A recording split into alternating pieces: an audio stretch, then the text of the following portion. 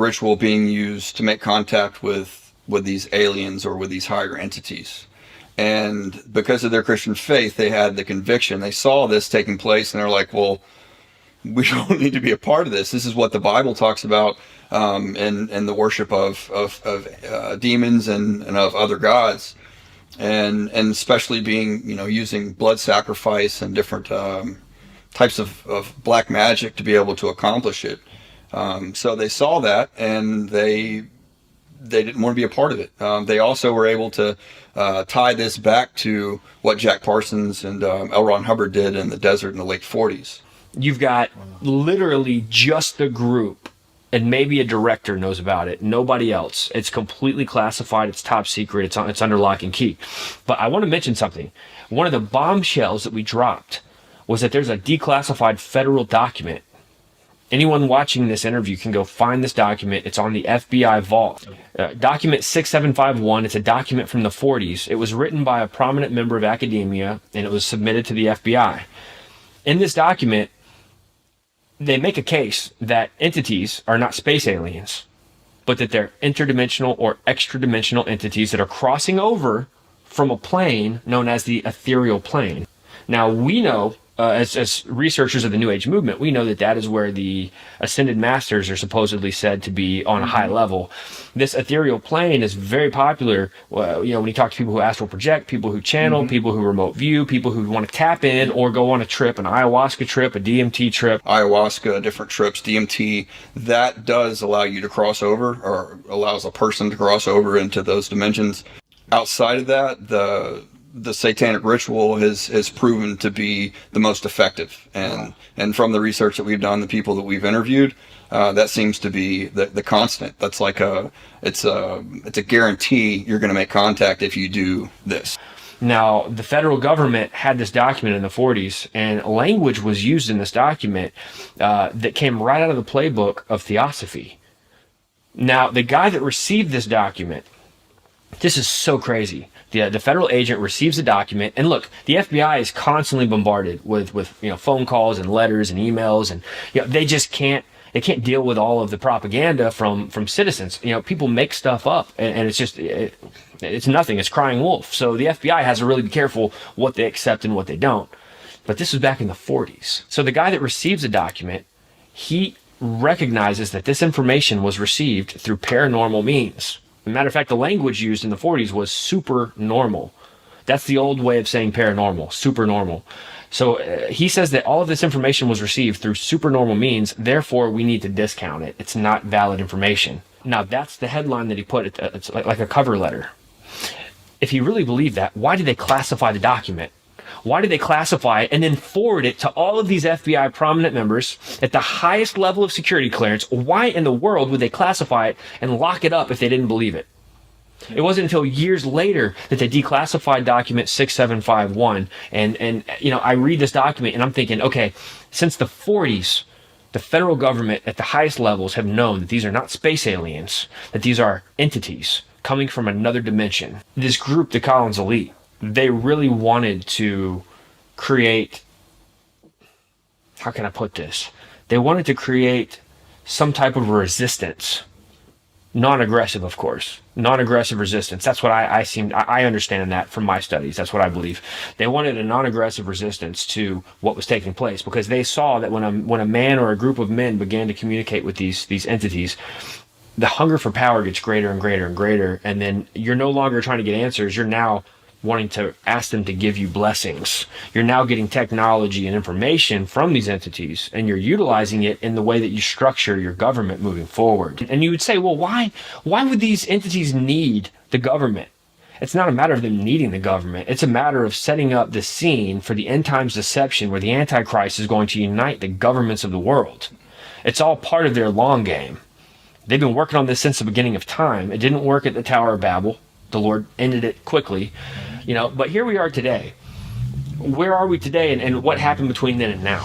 Fast forward to August 2024, when Pentagon insider and UFO whistleblower Lou Elizondo writes this in his book, quote, "As long as I'd worked on the UAP issue, I'd heard stories of a powerful circle of religious fundamentalists who shape policy within the Department of Defense.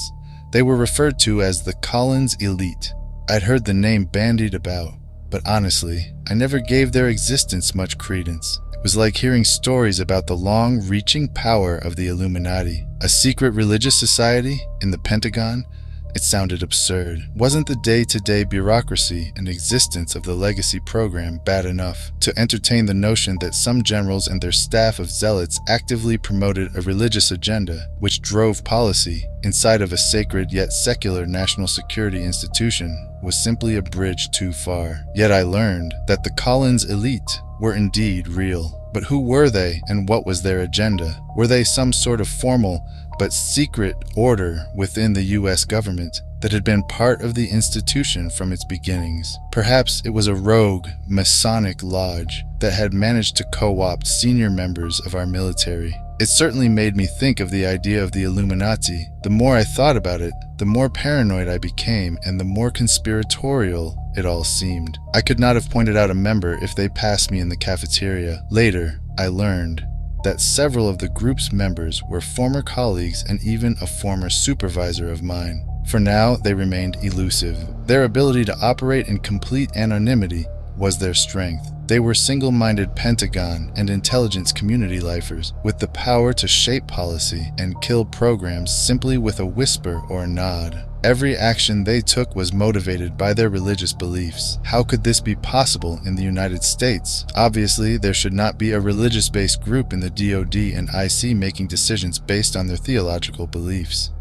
Between the Collins elite and the legacy program, we had two powerful forces that didn't want us doing what we were doing. Both had more resources, and both had differing objectives. One group wanted to kill all efforts to investigate the topic. One wanted to investigate it while keeping the public and us in the dark.